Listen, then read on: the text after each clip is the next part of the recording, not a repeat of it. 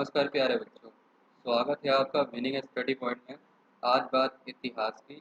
इतिहास में आज बात करेंगे 11th क्लास के हिस्ट्री की।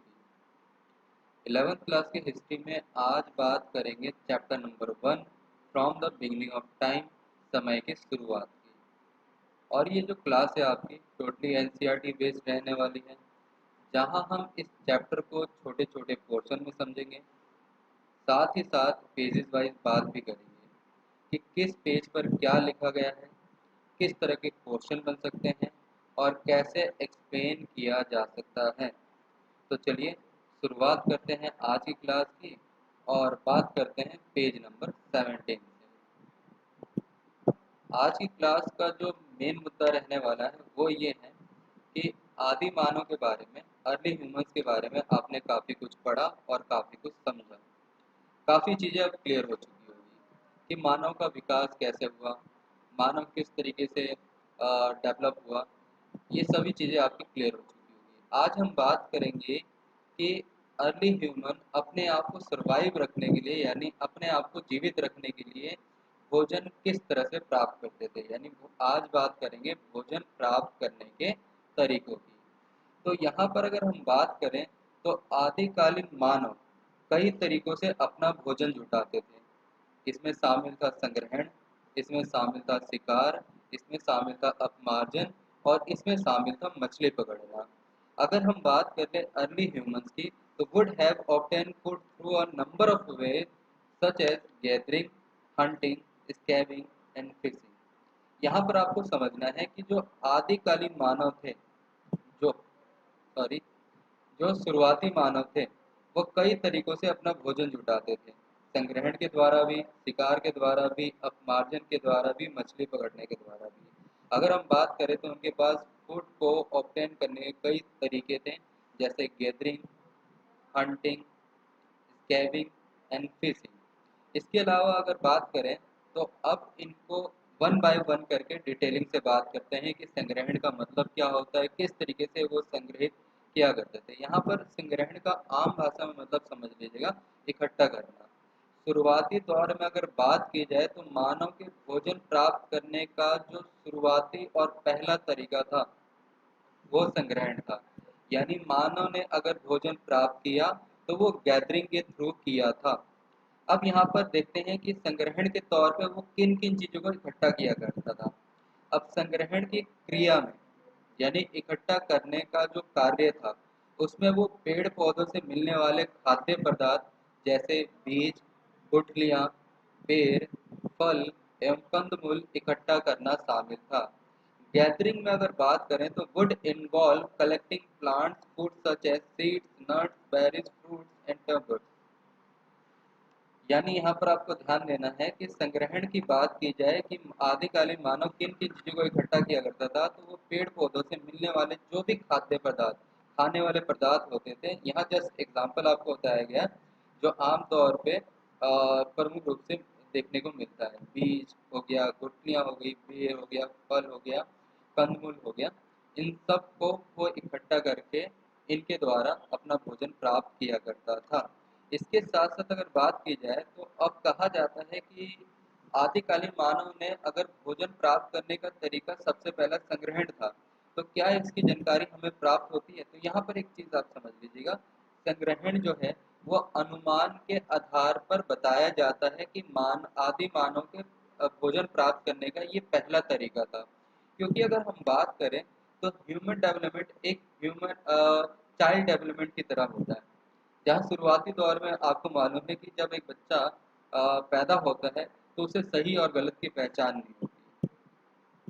वो आस-पास जो भी चीज़ें होती है, एक्वायर होती है, जिसे आसानी से वो एक्वायर कर सकता है, उसके हिसाब से अपने आप को सर्वाइव करने की कोशिश करता है। यानी शुरुआती दौर में अगर देखा जाए तो वो टोटली अपने पेरेंट्स पर डिपेंड रहता है। सेम ऐसे ही अगर हम बात करें ह्यूमन डेवलपमेंट में, ह्यूमन लाइफ की, कि वो फूड कैसे प्राप्त करते थे, तो आपका मानो कि मानव के जीवन की जो कहानी है वो बेसिकली जंगल से स्टार्ट होती है। यानी अगर शुरुआती दौर में हम देखें तो मानव टोटली नेचर पर डिपेंड था। किस पे डिपेंड था? नेचर पर डिपेंड था। अब यहाँ पर यही सवाल अब क्लियर हो चुका होगा कि संग्रहण के बारे में इतना हम खास तरीके से क्यों बात कर रहे हैं, क्योंकि इसके लिए कोई हार्ड वर्क करने की जरूरत नहीं है। ये नेचर के द्वारा गिफ्ट किया गया एक प्रोसेस है। संग्रहण के बारे में तो केवल अनुमान लगाया जाता है, क्योंकि इस संबंध में प्रत्यक्ष साक्ष्य हमें बहुत ही कम मिलते हैं। Gathering was practice is generally assumed rather than conclusive established, as there is very little direct evidence for it. यहाँ पर आप दो चीजें आपने समझा कि आदिकालीन मानव कई तरीके से भोजन जुटाते थे, जैसे संग्रहण हो गया, शिकार हो गया, अपमार्जन हो गया, मछली पकड़ना हो गया। इनमें इन सबको वन बाय वन करके हम समझने की कोशिश कर रहे हैं। सबसे पहले हमने बात की संग्रहण की, जहाँ आपने देखा कि संग्रहण की क्रिया में पेड़ पौधों से मिलने वाले खाद्य पदार्थ जैसे बीज, गुठलियाँ, बेर, फल, कंदमूल इकट्ठा करना शामिल था। अब संग्रहण के बारे में सिर्फ अनुमान लगाया जाता है, क्योंकि इसके प्रत्यक्ष यानी डायरेक्टली जो एविडेंस है, यानी पुख्ता सबूत जिसे हम लोग कहते हैं, वो प्राप्त नहीं होते हैं। संग्रहण की कहानी में और बात करें तो हमें हड्डियों के जीवाश्म तो बहुत मिल जाते हैं, यानी हड्डियों के जीवाश्म तो बहुत मिल जाते हैं, पर पौधों के जीवाश्म तो दुर्लभ ही मिलते हैं। ये कुछ एक्सीडेंटल केसेस के थ्रू, एक्सेप्शन केसेस के थ्रू ही हमें साक्ष्य मिलते हैं। We get a fair amount of fossil bones, fossilized plant remains are relatively rare. यहाँ पर अगर बात करें तो संग्रहण की जानकारी हमें कहाँ से मिलती है? तो संग्रहण की जानकारी पौधों से भोजन जुटाने के बारे में, पौधों से भोजन जुटाने के बारे में सूचना प्राप्त करने का तरीका दुर्घटना या संयोगवश जले हुए पौधों से प्राप्त अवशेषों का अध्ययन है। पौधों से भोजन जुटाने के बारे में सूचना प्राप्त करने का एक तरीका दुर्घटना या संयोगवश जले हुए पौधों से प्राप्त अवशेषों का अध्ययन है। The only other way of getting information about plant intake would be if plant remains were accidentally burned. अगर किसी दुर्घटना के कारण या संयोगवश पौधे जल जाते हैं, तो वो जले हुए पौधे लंबे समय तक प्रिजर्व रहते हैं, सुरक्षित रहते हैं, क्योंकि वो कार्बनाइज्ड हो जाते हैं, यानी कार्बनीकरण हो जाता है, जिसकी वजह से उनकी जो लाइफ साइकिल होती है वो काफ़ी लंबे समय तक वो प्रिजर्व के तौर पर रहती है। तो this process result in a carbonization in this form organic matter is preserve for a long span of time. जिसकी वजह से होता क्या है कि ये हमें पता चलता है कि संग्रहण भी एक तरीका था भोजन प्राप्त करने का। अब बात करते हैं अपमार्जन की, स्कैविंग की। ये आदि मानव के द्वारा भोजन प्राप्त करने का ये दूसरा तरीका था, अपमार्जन। इसमें भी ज़्यादा मेहनत करने की जरूरत नहीं होती थी। अब अपमार्जन का मतलब क्या होता है, आम भाषा में आप समझ लें, त्यागा हुआ। अपमार्जन का मतलब क्या हो गया? त्यागा हुआ। अब आप कहोगे क्या चीज़ होता है ये? इसको आप समझिए। अपमार्जन का मतलब हो गया आम भाषा में, जैसे आप अपने डेली बेसिस में एक शब्द का इस्तेमाल करते होंगे, उत्तरन। यानी किसी ने पहले उस चीज़ का इस्तेमाल किया, फिर उसे छोड़ दिया, फिर आप अगर उस चीज़ का इस्तेमाल कर रहे हैं, तो उस पूरी प्रक्रिया को अपमार्जन कहा जाता है। मतलब दूसरे के द्वारा इस्तेमाल की गई चीज़ का इस्तेमाल करना। अब यहाँ पर भोजन से कैसे हम समझें? तो देखिए, आदिकालीन मानव अपमार्जन या रसदखोरी, अपमार्जन और रसदखोरी दोनों ही आम भाषा में समझने के लिए एक ही शब्द है, लेकिन दोनों का अलग अलग मतलब होता है। अब इनका क्या मतलब होता है, वक्त आएगा तो आपको इसकी जानकारी दी जाएगी। तो उन जानवरों की लाशों से मांस मज्जा खुरच कर निकालने लगे, जो जानवर अपने आप या तो मर जाते थे या किन्हीं अन्य हिंसक जानवरों द्वारा मार दिया जाता था। अपमार्जन और रसदखोरी के द्वारा उन जानवरों की लाशों से मांस मज्जा खुरच कर निकालने लगे, जो जानवर अपने आप मर जाते या किन्हीं अन्य हिंसक जानवरों द्वारा मार दिए जाते थे। Early humans scavenging or for meat and marrow from the carcasses of animals that had died naturally or had been killed by other predators. अब यहाँ पर आपको समझना है कि अपमार्जन और रसदखोरी क्या होता है। अपमार्जन रसदखोरी भोजन की एक तरह की तलाश करना होता है। इस बीच में आप कुछ ऐसे जानवर को प्राप्त करते हैं जो या तो खुद मर चुके हैं या तो किसी के द्वारा मार दिए गए हैं, फिर आप उनका इस्तेमाल भोजन के तौर पे करते हैं। ये शुरुआत में छोटे स्तनपायी जानवरों जैसे छुछुंदर, चूहे, पक्षियों, उनके अंडों तथा सांप, कीड़े मकोड़ों को खाते थे। In the beginning, they used to eat small mammals such as rodents, birds and their eggs, reptiles and even insects such as termites. अब बात करते हैं सॉरी शिकार की, हंटिंग की। अगर हम बात करें तो मानव के भोजन प्राप्त करने का ये तीसरा तरीका था, शिकार करना।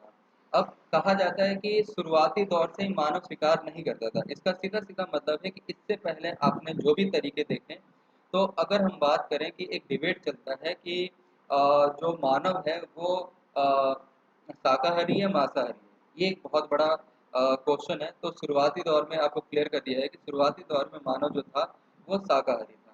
समय के साथ साथ जब खाने की वैरायटी यानी भोजन प्राप्त करने के तरीकों में बढ़ोतरी हुई, इंक्रीजमेंट हुई, तो वहाँ पर देखा जाता है कि मानव अब मांसाहारी भी बनता हुआ जा रहा था। इसी बीच में शिकार एक प्रक्रिया थी।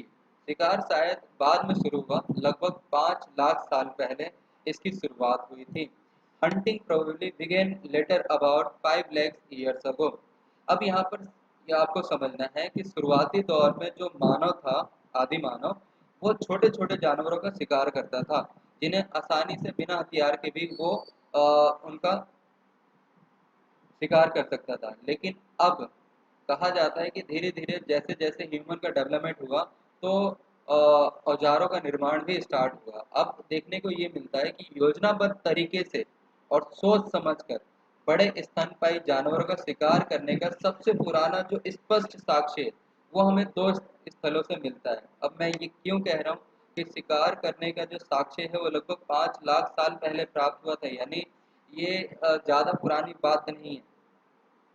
इसके पीछे बड़ी वजह ये है कि योजनाबद्ध तरीके से सोच समझकर बड़े स्तनपायी जानवर का शिकार करने का जो सबसे पुराना स्पष्ट साक्ष्य था, वो दो स्थलों से प्राप्त होता है। The earliest clear evidence from the deliberate plan hunting and butchery of large mammals come from two sites। इसमें पहला है दक्षिणी इंग्लैंड में बॉक्स ग्रोव, ये जगह का नाम है। दक्षिणी इंग्लैंड में बॉक्स ग्रोव से 5 लाख साल पहले, और दूसरा जो है सोनीजन से 4 लाख साल पहले इसके साक्ष्य प्राप्त हुए थे।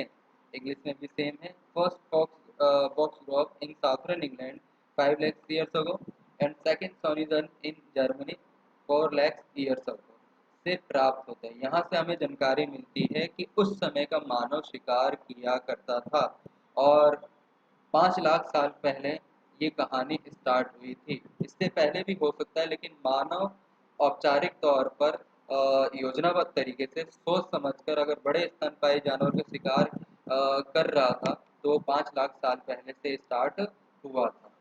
आगे बात करते हैं, और बात करते हैं नेक्स्ट मेथड की, मछली पकड़ना।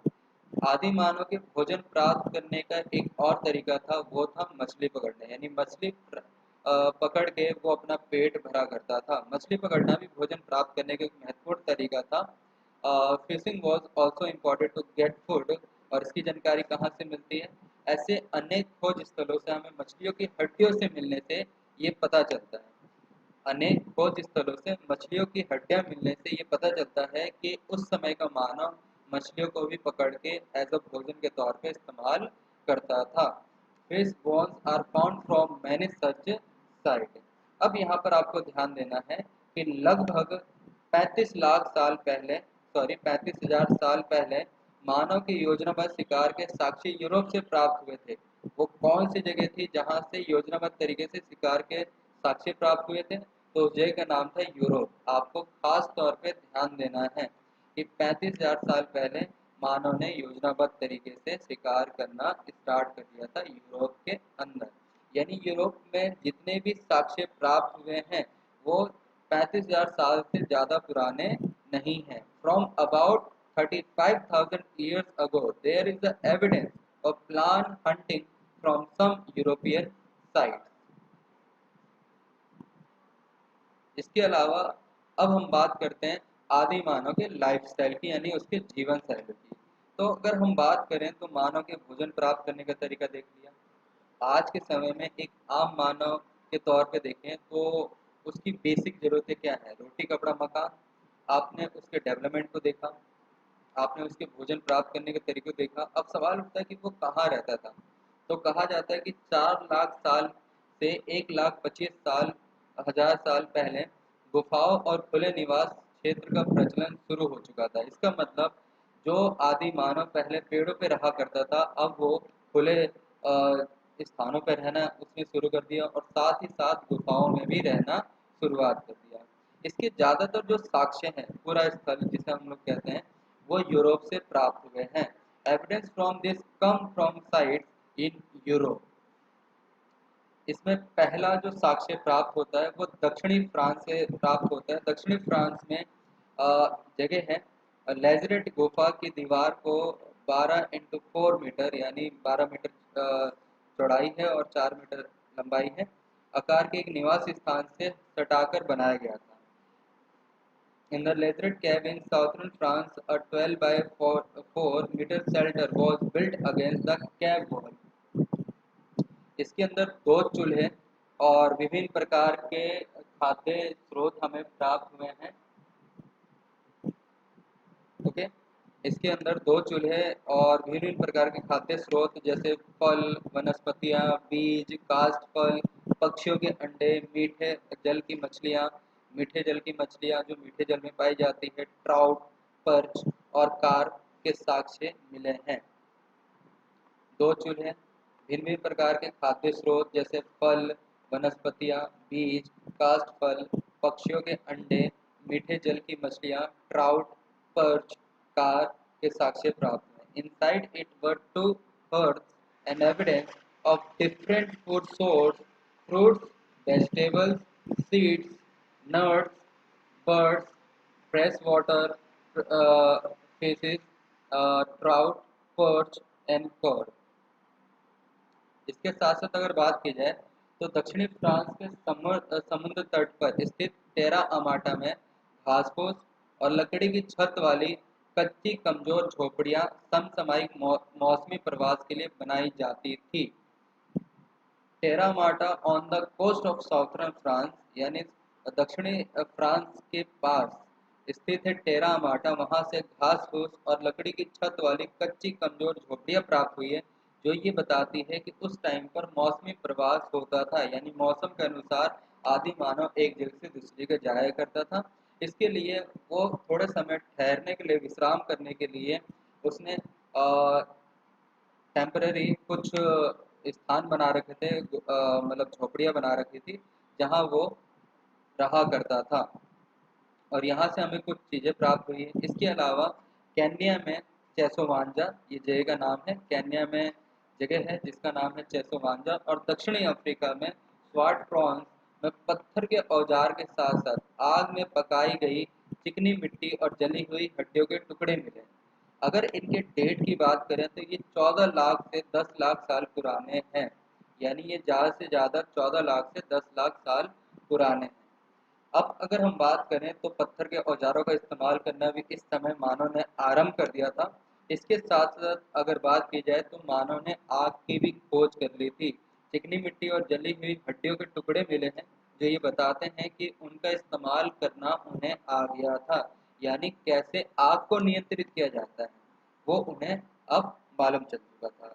Piece of baked clay and burnt bone along with stone tools dated between 1.4 and 1 million years ago have been found at Chesovanja, Kenya, Swartcombs, South Africa. अब यहाँ पर हमें समझना होगा कि नियंत्रित आग के फायदे क्या थे, यानी जो कंट्रोल फायर है उसके बेनिफिट्स क्या थे। अगर हम बात करें इसके बेनिफिट्स की तो इसकी जानकारी हमें कैसे मिलती है? तो ऑब्वियसली सी बात है, चूल्हा है तो आग के नियंत्रित होने का संकेत मिलता है। तो ये जो अर्थ होते हैं ये इंडिकेशन होते हैं control use of fire. Control use of fire के बारे में बताते हैं और इसके कुछ फायदे हैं, जैसे कि नियंत्रित आग का प्रयोग गुफाओं के अंदर प्रकाश और गर्माहट के लिए किया जाता है। नियंत्रित आग का प्रयोग गुफाओं के अंदर प्रकाश और गर्माहट के लिए किया जाता है। Control fire provided warm and light inside cave, ये पहला फायदा है। अगर दूसरे फायदे की बात करें तो नियंत्रित आग से भोजन पकाया जा सकता है। इससे पहले मानव कच्चे रूप में भोजन खाया करता था, लेकिन आग की खोज होने के बाद उसने भुने हुए भोजन भी खाना यानी पके हुए भोजन को खाना स्टार्ट कर दिया था। Control fire could be use for cooking. इसके अलावा लकड़ी को कठोर करने में भी आग का इस्तेमाल होता था। Control fire was use to harden wood, यानी यहाँ पर आपको समझना है कि नियंत्रित आग का इस्तेमाल प्रकाश और गर्माहट के लिए किया जाता था, भोजन पकाने के लिए किया जाता था, लकड़ी को कठोर करने के लिए भी किया जाता था। ये कुछ फायदे हैं। इसके अलावा कुछ और फायदे हैं, जैसे कि अगर हम बात करें तो इसका इस्तेमाल भाले भाले की नोक बनाने के लिए जाता था, जिसकी वजह से वो शिकार करने में परफेक्ट हो चुके थे। इसके साथ साथ अगर बात की जाए, it is use for instance the tip of the spear. इसके अलावा सल्क निकालकर औजार बनाने में भी आग उपयोगी होता था, यानी अब औजारों को कस्टमाइज करने में भी अब आसानी हो गई थी। The use of heat also facilitated the flashing of tools, जहाँ टूल्स को आप कस्टमाइज कर सकते थे। इसके अलावा एक और ख़ास फ़ायदा था, वो ये था कि इसका उपयोग खतरनाक जानवरों को भगाने में भी किया जाता था। Fire control fire could be use to scare away dangerous animals. ये कुछ फ़ायदे हैं जो ये बताते हैं कि कंट्रोल फायर होने की वजह से इनका इस्तेमाल कैसे कैसे किया जा सकता है। इसके अलावा कई और फ़ायदे हैं, लेकिन अगर मेजर फायदे की बात करें तो ये कुछ फायदे हैं जो आपको बताए गए। अब अब टाइम है क्वेश्चन टाइम। अब यहाँ पर आपके सामने दो क्वेश्चन आएंगे। पहला क्वेश्चन होगा, आदि मानव अपना भोजन कैसे प्राप्त करता है? How did primitive humans get their food, या early humans get their food? और दूसरा क्वेश्चन आपके सामने है, नियंत्रित आग के क्या फायदे थे? What are the benefit of control fire? ये दो क्वेश्चन हैं। इन दो क्वेश्चनों के साथ, यानी आदि मानव अपना भोजन कैसे प्राप्त करते, नियमित आग के क्या फायदे थे, ये आपको होमवर्क के तौर पे दिया जा रहा है। और इसी के साथ आज की क्लास इसी क्वेश्चन के साथ ख़त्म की जाती है। मिलते हैं अब अगली क्लास।